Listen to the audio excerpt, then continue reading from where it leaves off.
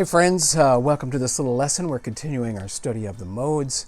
I'm still going to take a look at the Dorian mode, and we're going to talk about D Dorian, which is we now know is really C major, and some different ways of playing these modes. Of course, you can use linear scales, which is just kind of going up and down the scale, but as I've mentioned before, it's not really my favorite sound.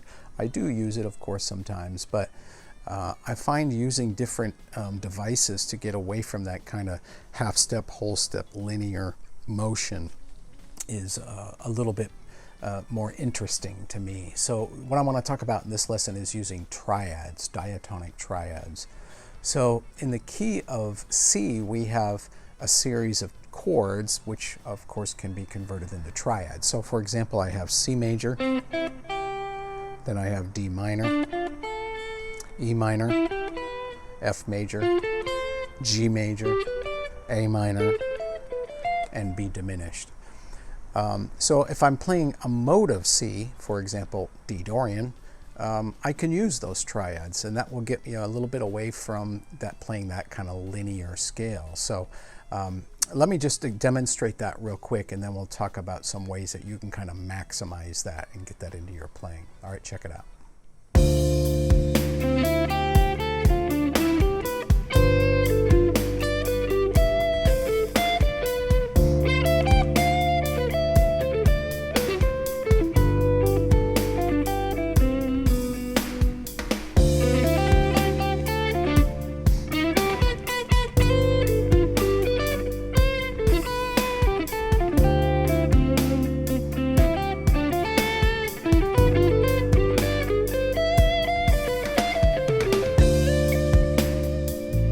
Okay, so there's many ways to play triads on the guitar. So that was just one. I just wanted to kind of demonstrate so you could hear kind of the quality of how it sounded. It's actually pretty cool. And how you can play triads, well, I could probably talk for hours on that because there's a lot of different ways. There's inversions, there's restructuring the notes, all kinds of stuff. But what I want to talk about in this particular lesson is being able to see the triads in each of the scale patterns. So for example, let's say I take a C major scale pattern, and a lot of times I just do this in major scale patterns with the understanding that I can convert them to modes, right? So D Dorian is really just C major. So if I work this out in all of the C major patterns, then I should be able to just, when I play this over a D minor or a D Dorian type sound, it's going to work, right? So it's pretty simple. You just do the sequential order: major, minor, minor, major, major, minor, diminished. But I'm going to do this in one scale pattern. So here's my scale pattern, and I think of this particular pattern as pattern 3 from the Cage system. Okay, around the G-shaped chord, right? So I'm just going to go diatonically up these triads. The first one's going to be C major, and then the next one is starting from the second note is going to be D minor, and then E minor, and then F major, and then G major, and then A minor, and then B diminished, and then we have another C major here, and then another D minor, and then another E minor, and then another F major, and that's about as far as I can go in this particular pattern. Okay, so something like this.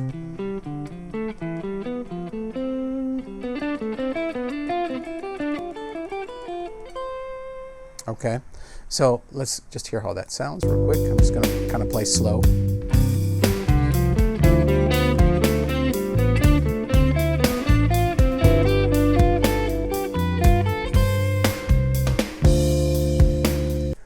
So that's a real clever way of playing those triads. Before I was kind of playing them up and down the guitar this way, which I think is great too. You need to learn that too. But a lot of people forget that you can actually do this in each of the boxes. So if I was in a different pattern, let's say here's C major here, this would be pattern number 4 around the E-shaped chord.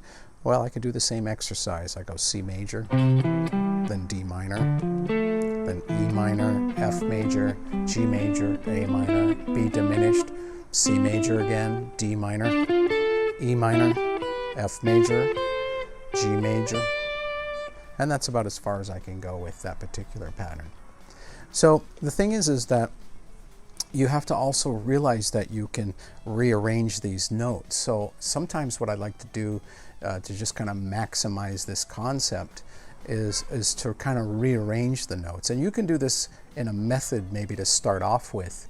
Eventually, I kind of like to let it flow, so I might practice them kind of as a more diligent practice, and then also practice them as just a flow kind of thing. So here's an example. I could play, instead of just playing 1 3 5, right, I could play, let's say, 1 5 3.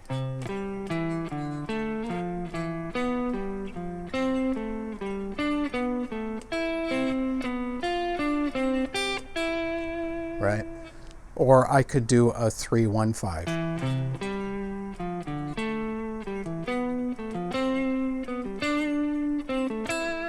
And you can rearrange those notes a number of different ways. And then, of course, you could rearrange the order of what you do those in. So you could do something like 1 5 3, and then a 3 1 5 on the next one. Or sometimes what I'll do is I'll ascend one and descend another one.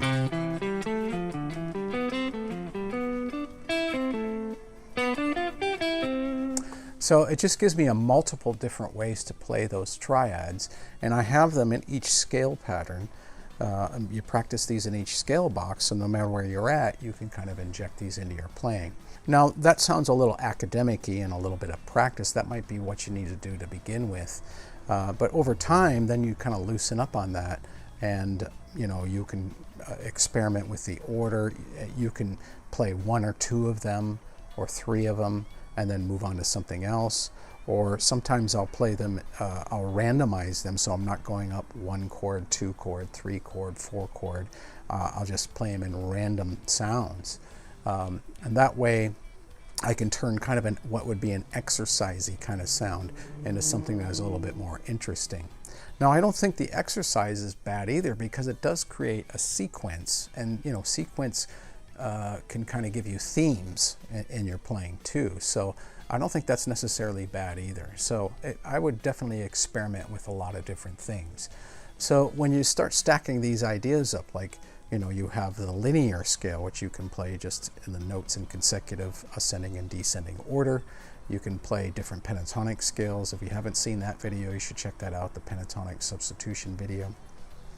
You could also play these triads. You can play them different ways. You can group them on strings up and down the guitar, or you can put them into a scale pattern. You can rearrange the notes in many different ways. So it really just gives you a huge palette of things to draw from. And even though it's all kind of the same information, it's all C major, D Dorian, or whatever, it just really opens up a lot of different resources for expression and experimentation. So this is what I do with my playing. There's really no one thing that I'm playing at any given time. It's kind of like I've done a lot of these exercises over the years, and then as I'm playing, things kind of pop into my consciousness, kind of either visually or through my ear, or hopefully both, and then by doing these exercises I can find those sounds. And of course you can transpose this to different keys and stuff like that. So that's another way that you can improvise with your modes. In this case we're using the Dorian mode, but I can do this with any mode in the key of C, and then of course in any key if you transpose it. And just gives you a whole nother avenue of expression, which I think is really hip. So something to check out. So diatonic triads. I'll go a little bit deeper into some of these, but this is kind of like an introductory video, and we can get into some of the inversions and stuff like that, and some different sequences and stuff that we can play with these. But for now, what I would do is just go through all your major scale patterns and harmonize it out in triads. You have, if you're using the Cage system, you have 5 different boxes. So then you can go through each box and just play 1 chord major, 2 chord minor, 3 chord, and try to do it all within that particular scale pattern. And then of course you can group them on different string groups, like I did in the high E string. So I did that on the high E string, but you could do it on the next set of strings, and then the next set of strings, and then you're kind of setting yourself up for success. You can kind of see these all over the guitar. All right, so that's one way that you can use diatonic triads to kind of make your improvisation a little bit more interesting and also in a modal context. All right, I'll see you next time. Also a reminder, folks, I do have a Patreon page, and I have all kinds of great content already preloaded and much more on the way. So your support is always welcome. As you can see, it's at Jeffery Marshall. That's Patreon. Link is in the description. Thanks so much for your support.